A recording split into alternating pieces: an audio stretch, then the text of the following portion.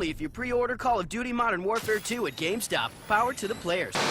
Upon acquiring EB Games in 2005, GameStop became the premier location for anything video game related for a certain generation of people, including myself. The midnight launches for the new Halo, Call of Duty, or Smash Bros. Games were massive events, but somewhere along the way, the luster started to fade. And over the past 13 years or so, this downfall has led to some very strange stories coming out of the once retail juggernaut.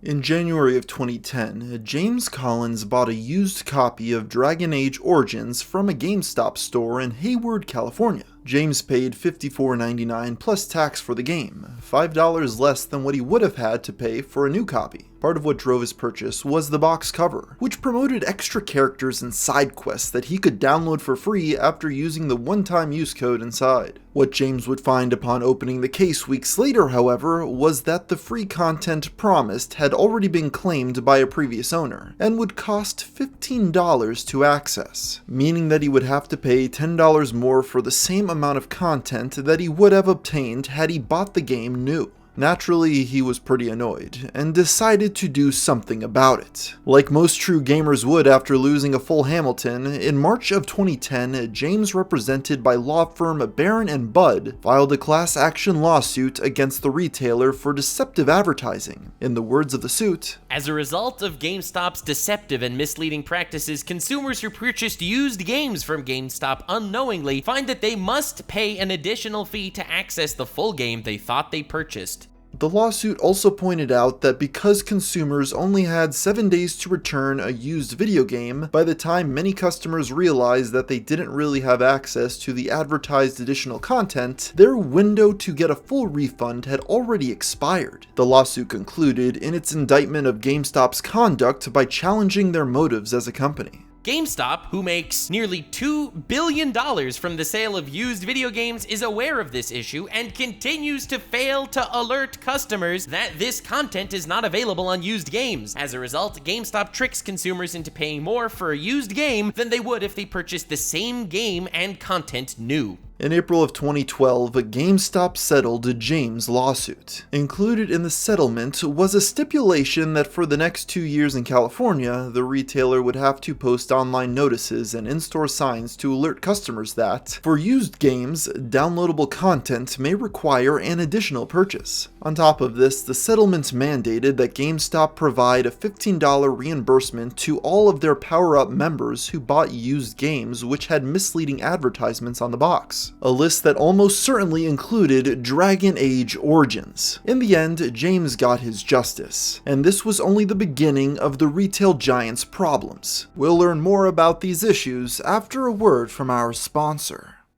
As a YouTuber with over 1 million subscribers, over the years I've had creepy people try to pull up information about me. It's just part of the job. With DeleteMe, I'm able to be prepared for these problems. Whether you're a content creator or just someone who values their privacy, DeleteMe allows you to protect yourself from people being able to know too much about you. This is a problem because data brokers collect huge amounts of personal identifiable information and package it all together to create profiles and listings with your personal information.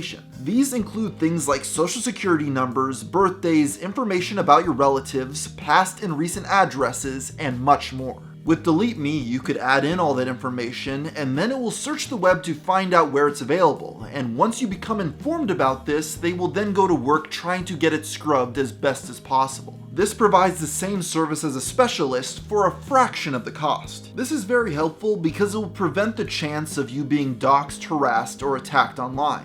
On top of this, it will make a scammer's job much more difficult if they're trying to do a phishing scheme against you or any of your loved ones. With new developments in AI technology, there has never been a scarier time to have your identity stolen. And because of that, it's important to try to minimize how much your information is out there on the World Wide Web. So to try out DeleteMe for yourself so you're not as vulnerable online, click the link in the description down below and use the code GAMER at checkout. This will allow you to get 20% off your order.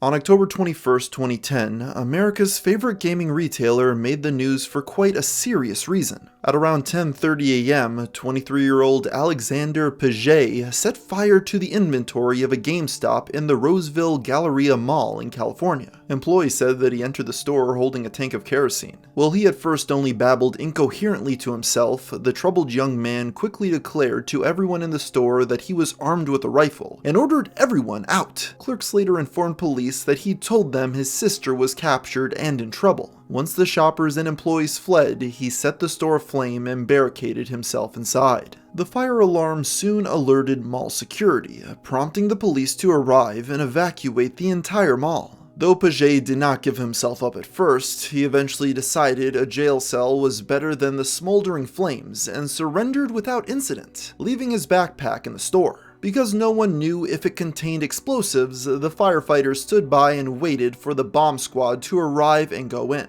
As they bided their time, it appeared as though the overhead sprinkler system had tempered the flames, as the smoke stopped rising from the shopping center. Around 1:30, however, the fire erupted out of control, ripping down parts of the mall roof and forcing the bomb squad to withdraw just as they were about to finally reach the backpack. The fire raged on for hours, causing damage to the city's main economic engine as it spread to adjacent stores until it was finally extinguished in the early evening. While this was going on, Paget sat handcuffed on a bench while officers interrogated him. He was later taken to the Placer County Jail and booked on charges of aggravated arson and criminal threats. Naturally, local media hounded everyone related to the perpetrator to get answers for the boggling ordeal that took place. Paget's mother admitted that her son had been deeply unwell for a while. Apparently, he had tried to admit himself to hospitals 3 times in the last 6 weeks for depression, and the straw that broke the camel's back was when she ordered him out of her house because he was an adult who needed to gain some independence. "I guess my son had to snap to start a fire like this," she said. "It's a shock to me and my family." Paget's friends noted that his Facebook wall had become increasingly erratic in recent weeks. His Facebook page always says crazy stuff like how he tried to commit suicide, a former high school classmate reminisced. Later, Paget himself would assert to the media that his intentions were self-destructive and nothing else.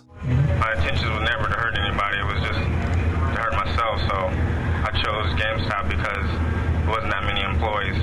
You said to hurt yourself. What do you mean by that? My attempt was suicide.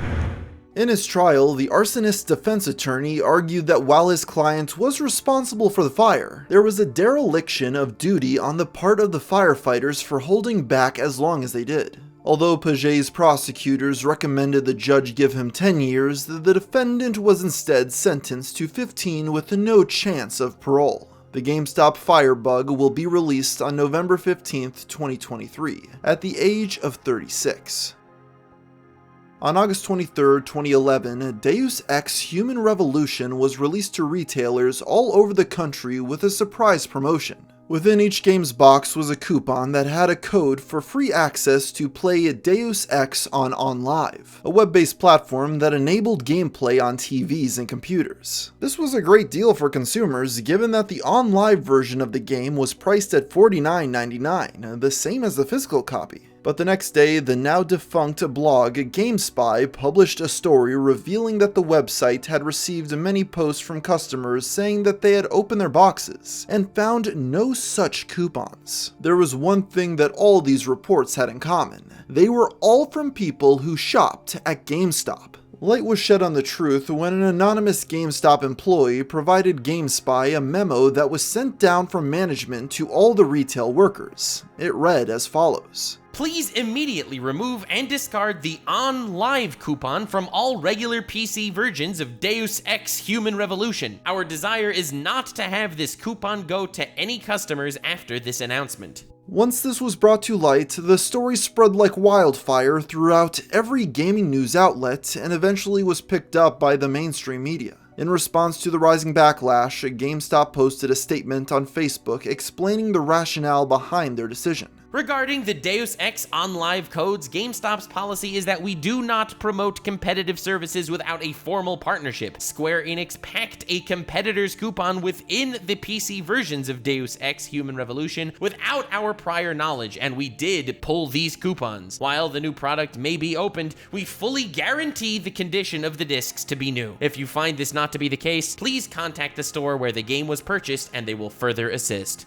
After a barrage of negative comments, they deleted this post immediately, but then reposted it later that day. Enraged gamers all over the internet congregated on message boards to voice their dissatisfaction with GameStop's decision. How in the world do they tamper with a new item, remove part of it, and still sell it as new? This is a new low, GameStop. This is despicable. I still buy from GameStop, almost always old games that I missed, but this behavior has certainly led me to resolve to never buy anything from them again. Many speculated as to whether what GameStop was doing was even legal, an inquiry that the company was certainly contemplating itself. Although they initially stood squarely behind their decision, their tune changed the very next day, when they announced that they had transitioned from their policy of coupon clipping to fully pulling all the game's physical copies from their shelves until they were shipped new editions, with the coupons already removed. Square Enix took on some of the responsibility for not having informed GameStop that they'd be including a competitor's promotion in their game's boxes. They agreed to take back unsold copies and remove them. On August 27th, 3 days after what became known as CouponGate, the chain emailed an apology for the ordeal to every member of their Power Up Rewards program.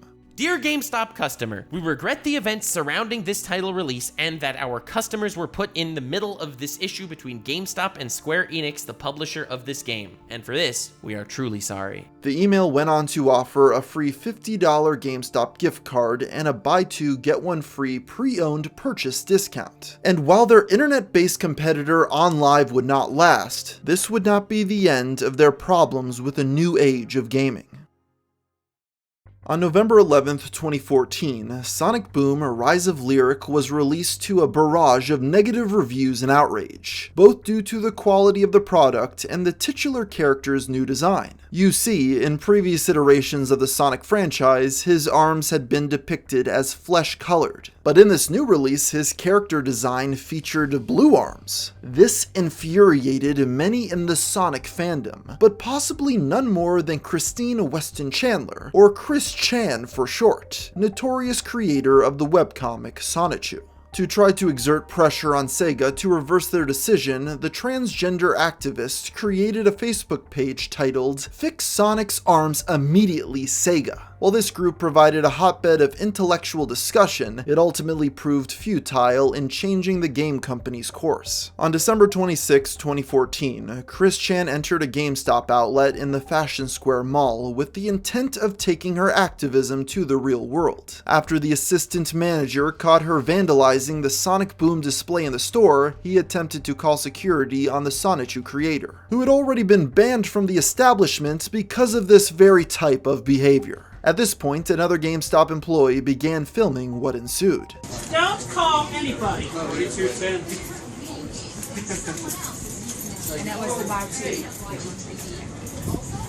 Although the GameStop assistant manager left work after being pepper sprayed, it was later determined that he was unharmed. Christine would be arrested at her home after police asked her mother, whom she had left at the mall, the make and color of her child's car. After a weekend in jail, Christine was charged with a Class 6 felony, posted $2,500 bail, and was released on recognizance. After the incident, Chris Chan posted a long, indignant rant about the issue on Facebook. If Sega had never changed them or reversed the change between February and November of this year in the Sonic Boom video games and cartoon series on Cartoon Network, as well as the toys and whatever else, I would have never had to protest and rebel the way I have, including the creation of my group. Fix Sonic's arms immediately, Sega! Within my groups, I have led by example to push forward to the path of waking Sega up and forcing them to change Sonic's arm color back immediately. And to confess, I have done my my part for real, I have personally gone into 3 of the 4 local GameStops, excluding the Fashion Square one, 3 times to personally protest in my silent way. In lieu of jail time, Chris was given a suspended sentence, with probation, counseling, anger management, and/or community service. Chris's probation expired on April 11th, 2016, but she would later be arrested on other charges.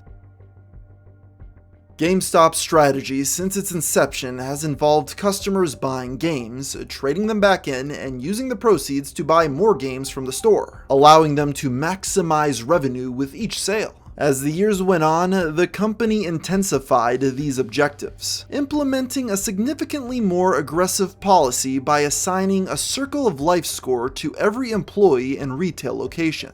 This score was determined by 4 benchmarks: pre-owned sales, game trade-ins, pre-orders, and reward card subscriptions. These quotas allegedly imposed a difficult bind for stores. If a customer were to come in and just buy a new game, without pre-ordering another game, subscribing for a new rewards card, buying a used game, or trading in some games to help pay for it, then the transaction would knock down all 4 percentages. Furthermore, numerous GameStop employees reported that the company had warned of potential job termination for those who failed to achieve the quotas. What this ultimately meant was that the Circle of Life program incentivized employees to dissuade customers from purchasing new games and hardware. This led many workers to approach gaming media in order to provide their accounts on how the corporate practice affected their store. One assistant manager who spoke anonymously to Kotaku stated, "None of us like to do it, but we are all scared for our jobs. The worst part is the fact that all of my staff wants to do right by the guests, and we are all trying to do that. And we all try to do that as much as possible. But when we're facing with either losing our jobs or selling a product that the guest doesn't want, 9 times out of 10, we'll sell something other than what the guests want. It makes us feel like shit when we feel the need to lie to our regulars about what we have in stock just to try and keep our numbers up."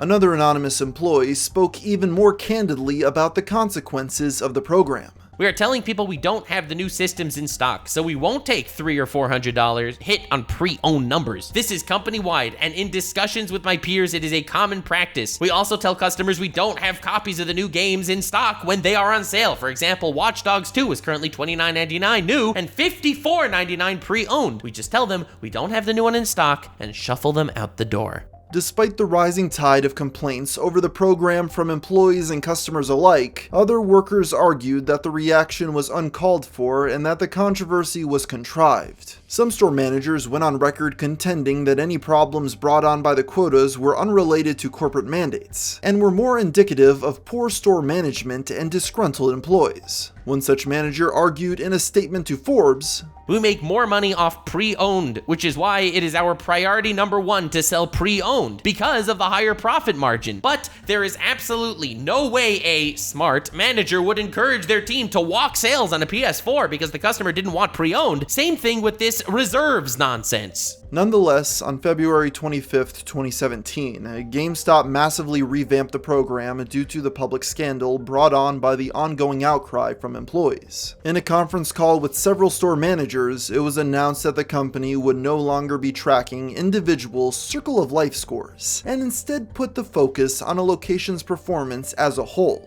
And while GameStop would still be keeping track of retail scores, the corporation added a 5th quota for new sales, as to not discourage employees from selling new games. But by this point, selling video games seemed to be low on the company's list of priorities. Many customers who walked into GameStop during this era were met with vast shelves of Funko Pops, which often eclipsed the actual software they were interested in purchasing. On December 27, 2018, in Albuquerque, New Mexico, a transgender woman was recorded confronting a GameStop employee and customer for misgendering her. Excuse me, it's ma'am. It is ma'am. I can call the police if you'd like me to. You need to settle down. You need to settle down and mind your business, okay? Ma'am, once again, ma'am. I said both of you. No, you said sir. Once again, it's ma'am. I actually said both of you guys. It was general. Right beforehand, you f***ing said sir. Motherfucker. I apologize now. The video spread like wildfire on the internet, with conservative outlets like Louder with Crowder and tabloid publications like the Daily Mail promoting it. Many memes were spun out of the confrontation. The trans woman depicted in the clip was soon revealed to be Tiffany Moore, a small rapper and MC trying to make a name for herself. She did an interview with a local news channel, completely doubling down on her recorded actions. And yeah, I could have reacted a whole lot better. But you know what? I look back at it, if I could, I wouldn't change a single thing. I would do it 100,000 times again. I would kick over that display 100,000 times again because my actions were justified. The general response to this interview was awe of the seeming lack of guilt on display, as one reporter noted. Regardless of who you think was wrong during the incident, it was certainly a memorable moment in GameStop's history. In late January 2021, GameStop was struggling. While in the 2000s, the retail locations were every gamer's go-to destination for all things Xbox, Nintendo, or PlayStation, by this point an increasing number of consumers were getting their titles via digital download or online storefronts. On Wall Street, the very presence of the physical store was seen as significantly old-fashioned, and the business model as a whole was believed to be rapidly headed towards collapse. This view was additionally strengthened by the trajectory of GameStop's stock price, which had been experiencing a prolonged decline, starting from slightly below $50 in early 2014 and plummeting to approximately $3 around 2020. And to make matters worse, the COVID pandemic accelerated the company's downturn by reducing in-person shopping down to unprecedentedly low levels. GameStop shares started to rise somewhat after an investment firm owned by Ryan Cohen, the founder of Chewy, an online pet supply retailer, acquired a portion of the company's ownership and became a member of its board of directors. This resurgence captured the financial community's interest on Wall Street, including the notice of numerous substantial hedge funds. The thing is, their assessment concluded that GameStop was overvalued and doomed to decline further, leading them to begin shorting its stock by borrowing shares and looking to immediately sell them, hoping to repurchase them later at a lower price, return the borrowed shares to the seller, and profit off the difference. No one could have guessed that GameStop's savior could have come in the form of a popular Reddit page called R Wall Street Bets. The group, known for its discussions around meme stocks and high-risk transactions, took note of the short sellers who were targeting GameStop, and devised a plan to buy and hold the gaming retailer's shares through apps like Robinhood and E-Trade to drive the stock price higher and higher, effectively triggering a short squeeze. Essentially, this is when short sellers are forced to buy back the stock they had initially sold in an effort to keep their losses from mounting. Purchasing the stock to cover their short positions raises the price of the shorted stock, thus triggering more short sellers to cover their positions by buying the stock. As a result, GameStop's market value surged from $2 billion to over $24 billion within a few days. This sent shockwaves through the nation's financial system and became the #1 story in the country. Members of the subreddit reveled in victory as data showed that short-selling hedge funds had suffered a loss of billions of dollars due to their trolling. Unfortunately, the victory of this David beats Goliath scenario didn't last long. The stock experienced a sharp decline in the subsequent week, trading slightly above $50 per share only a few days after reaching its record-breaking peak. Many members of Wall Street Bets began selling their positions in private, while apps such as Robinhood started to restrict the purchase of GameStop shares through their platforms. This led many to accuse the app of committing fraud. All of this was the biggest story involving the gaming retailer ever, and for good reason. It was an event that blended the realms of finance and meme culture in an unprecedented way. Even though down from its peak, GameStop is still considered a meme stock that sells for well above its early pandemic lows.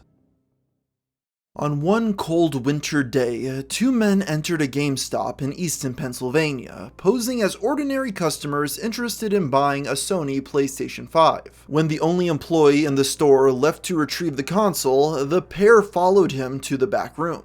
There, without physically displaying a gun, they told him to freeze and raise his hands, threatening him with lethal consequences if he didn't listen. One of the burglars then carried stacks of PS5s out of the store while the second stayed behind to watch the employee. Eventually, they locked him in the storage room and fled the retailer with a total of 10 consoles in hand. Despite not taking any money from the register, the market value of these gaming devices meant that they made out with roughly $5,000 worth of stolen goods. The considerable cost of the robbery led to the story getting picked up by some local media outlets, furthering the embarrassment for the chain. While this was undoubtedly a traumatic event for the employee, it became a bigger pain for the manager of the store when he was fired by GameStop for the incident. This would somewhat backfire on the company when it came out that the man they fired was a 13-year veteran employee who was beloved by his workers and the GameStop community at large. The response from these folks was that the corporation's decision was outrageous, and that he was only fired because they were looking for a scapegoat. Users of the GameStop subreddit speculated that they may have been able to fire him on the technicality that the manager's employee breached the store's standard procedures during the robbery,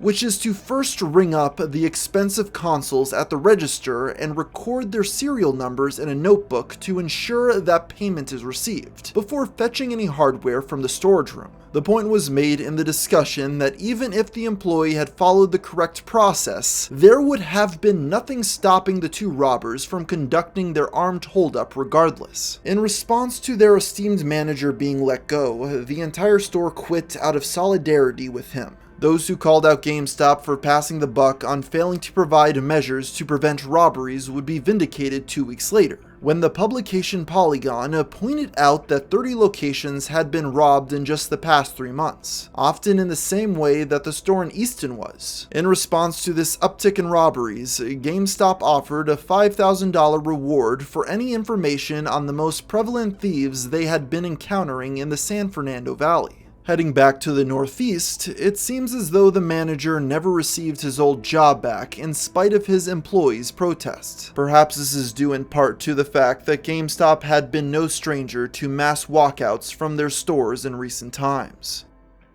It's been no secret to anyone paying attention that GameStop has not had an easy time lately. Aside from Redditors inflating their stock, there has not been much good news for the organization in recent years, as they have not been able to update their business model. Over the past decade, the company went through 3 rounds of layoffs, failed miserably selling phone plans, was constantly conned with knockoffs when they started selling retro games, reached over 1,000 store closures, shuttered one of its e-commerce distribution centers, and to add insult to injury, launched a failed NFT marketplace. As a result of the corporation constantly downsizing, employees had often been dealt the sharp end of the stick. Workers' hours are constantly being cut. Managers are overextending by being forced into roles requiring them to oversee multiple locations with minimal compensation, and assistant managers were getting canned for no other reason than to cut costs. In a move by the company that many employees saw as particularly insulting, GameStop announced a raise for managers and employees that had been with the company for years. While this may seem generous, the raise was quickly calculated by the recipients to be an additional 50 cents an hour in the best cases. As a result of these and other conditions, the Easton store was just the beginning,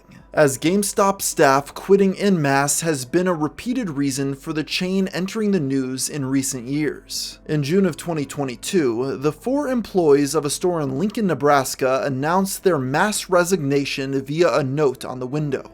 We regret to inform you that we all quit. Our district manager has no respect for us as employees or as human beings. We have been told by our district manager that we were supposed to have had this store achieving sale quotas and running perfectly 6 months ago, which was 3 months before a lot of us even got hired. Unfortunately, despite the staff's best efforts, we are not God.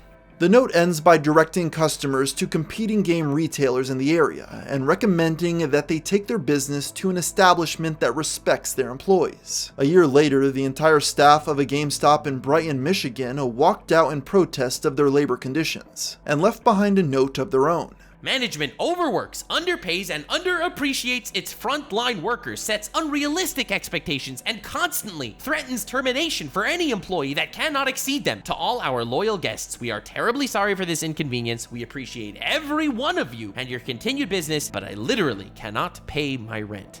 The letter concludes with its own spiteful jab, providing their regional and district managers emails and directing customers to contact them for any questions, comments, or complaints. Beyond these two stores, which gained the most traction, there have been many reports of similar walkouts across the country. Clearly, despite being the internet's favorite meme stock, the company has been facing significant internal problems for a while. Cool, Mom. Cool game. Yeah, yeah. Get the perfect gift at GameStop. Power to the players. So there you have the downfall of GameStop, and you have to wonder if the meme stock rise just made its downfall even more pathetic, as they've gone into cryptocurrency scams just to try to stay relevant. Regardless, I will always look back fondly at the good times I had at GameStop as a kid, and nothing can take that away from me.